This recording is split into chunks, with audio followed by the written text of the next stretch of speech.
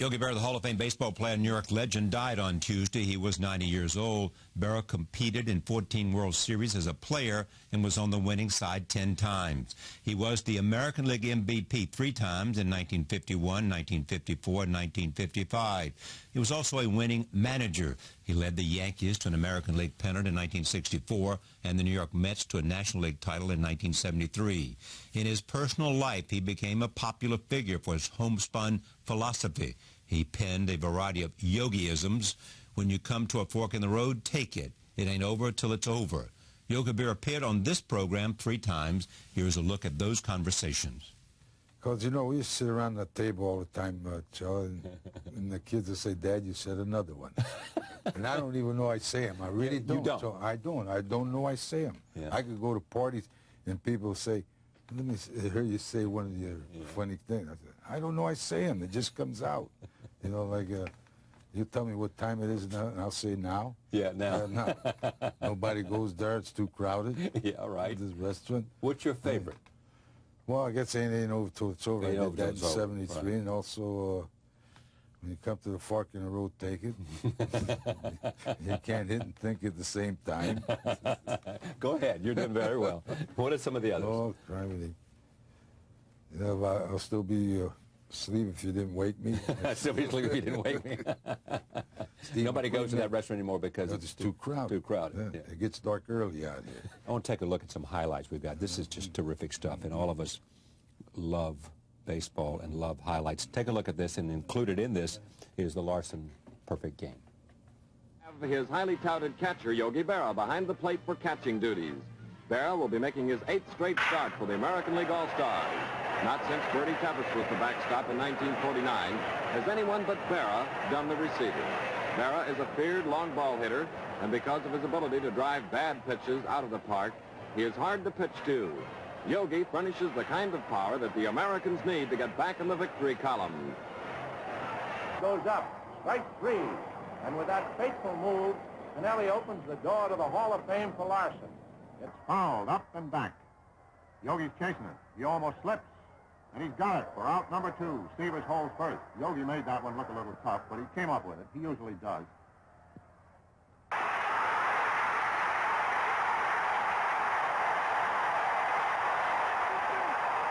Yogi Berra helped sew it up with a booming drive into the right field stand. Yogi, you know, has been chosen most valuable player 3 times. And power like this is one of the reasons why. Yogi Berra gives the Yankees some hope with a slashing double to right center.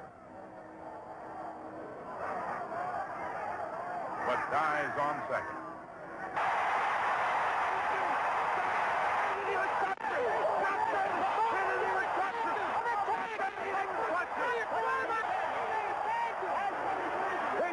Where'd he tag him? Where'd he tag him? You missed the damn thing. You can't kick me out for your hat. You know you did. When you expected him to slide. The stand joke. Don't do it. Come up, straight up with his glove. And where'd he touch him? Where'd he touch him? Now let's go. Where'd he touch him? Right here on the... Did you like managing? Yeah, I enjoyed it. I really did. I really did.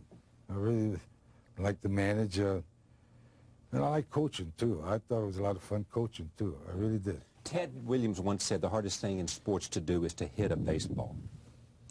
It is. He says he could see the stitches. I don't know. There's different ways, you know, hitting.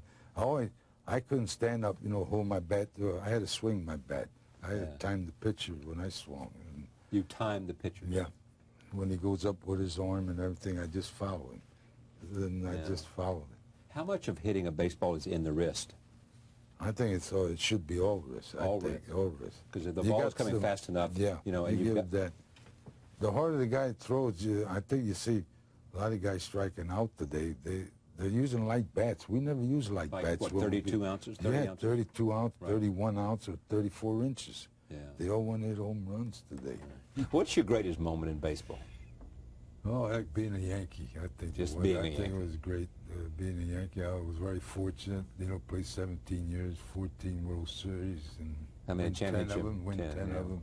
So it's got to be. You know, then the Hall of Fame, I got voted in the Hall of Fame. But was it one game? Was it the Don Larson perfect game that was most? Well, Dan, I think the Hall of Fame is my most precious one, you know. Being a member.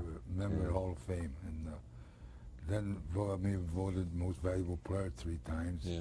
Who did you take with you when you went up to the Hall of Fame? Lefty Gomez, Sandy Koufax, and Early Wynn. Yeah. We went in. Koufax hard to hit? You know, I didn't get to bat against him. No. You know, when he had control. Yeah.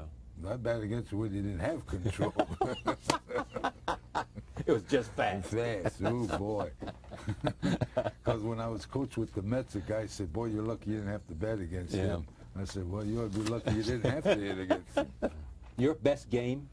My best game? Your best game as a player. Boy. I don't know, I had quite a few of them. I don't remember pretty good. But catching had to be Don Larson, didn't it? Oh, what, that part? Yeah. Oh, heck yeah, it's Catching. never happened. Oh, Yeah. catching the best game, yeah. By far. Oh, yeah. No hitter, perfect game at that. Yeah. Now, who's going to do it? Now, what were you thinking through that game? As it clearly, as you got to the 7th inning and the 8th inning? The 8th inning, the 9th inning, a lot of people asked me, well, what about the last out? You know, I said, I'm glad it's over. It's over. But you ran out and he jumped in your arms. I mean, here you are. How tall are you? 5'6"? 5'7". 5'7" and a half. Yeah. Larson's a pretty big. He's a big guy, and you were grabbing. Grabbing, right? Yeah, the sheer joy of having a perfect game in a World Series. There hasn't been a no-hitter in a World Series. Wow, as far as that goes. Amazing. Could you sense he had something special early in the game, or is it just that? No, just that. They were getting them all out. When you out. got the 7th inning, then you start thinking a little bit, you know, because a few guys went to the 7th inning, then pow, somebody gets hit, you know. If you were coming up today, playing the same way you did, would you make it, you think? Would you have the same success? Yeah, I think I would. Yeah. All right. I think so, too. I think I would. I'll take a chance. You could swing it with these guys, huh? Oh, yeah, I'll take a chance. When Billy Martin became manager in '76, he hired Yogi as a bench coach. And our coaching staff was Martin, Yogi, Elson Howard, Dick Hauser, Gene Michaels. You know, they assembled a great coach. But in the locker room at Yankee Stadium, at the new Yankee Stadium, he lockered like one locker over from me. So I was sitting next to him almost every day. And things started slowly for me at the beginning of my career. I was supposed to be a reliever. I got stuck in the starting rotation. You know, now you're learning things. And then once you start to learn a few things, you know you have an all-star catcher here, one of the greatest catchers. Well, let me ask this guy a question. You know, you start asking questions and, you know, you start learning. And, you know, I tell this story all the time. The season that I had in 1978, it was, you know, by far the greatest I ever had. I was about 12-0 at one time, and I turned over to him one afternoon, and I said, hey, I got a question for you. And he turned around and he looked at me and goes, you're 12-0. What the hell more can I say? So, you know, it was like his way of telling me, okay, look, enough is enough, you know. But that's like saying if it ain't broke, don't fix it. Don't fix it. That's more or less where it's always started. And, you know, years have passed, but, you know, we remain friends all the time. Tell me about the firing by George Steinbrenner. He fired you, but he didn't fire you personally. No, but what do you call it? Clyde King told me. Clyde King told you. I wouldn't mind it if he would have told me himself. Usually when you get fired, the owner tells you you're fired. Yeah. But he asked. And it was early in the season, wasn't it? Yeah. 6 games, 7 games. 6 or 7 games. Yeah. And he fires you, and he doesn't tell you yourself. No, he don't tell me. And so I went back on the bus with the team, and I said, I'll get another job some other place. And, did you say to yourself, and did you say to other people, I will never set foot in Yankee Stadium again? Oh, yeah, I said that. I'll never go back to Yankee Stadium again. It took me 14 years before I went back. And you didn't go back until? He called me. He came to the museum and apologized and everything, and then the kids were saying that everybody wants to see you out the Yankee Stadium. They're the ones who made me go back, tell you the truth. Your kids? Yeah. Yeah. And we went back, and we became good friends.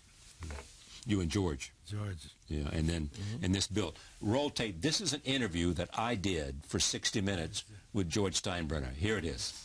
There might never have been a reconciliation with Yogi Berra if it weren't for Yankee icon Joe DiMaggio. I became very close to Joe D in his final years. And more than once he mentioned to me, you got to get him back. You got to get him back. He should be here. He was Yankee. He from start to finish, he is Yankee. Just 2 months before DiMaggio died, Steinbrenner finally told Yogi he was sorry. If there was a mistake, it was my mistake, and I apologized to him. And it was great the way he did it, you know, had a little tear. Little tear? Yep. Because he was sorry. Yeah. He said, I did the wrong thing, I know it. I made a mistake and all that. And This spring, Steinbrenner invited Yogi back to Yankee Stadium to throw out the first pitch on opening day. It's things like this that are making people say the toughest boss in baseball has mellowed. yeah, he mellowed. So, but this is a great story because when it got you back with the Yankees, and it created this, it gave life to this friendship that is so rich in everything.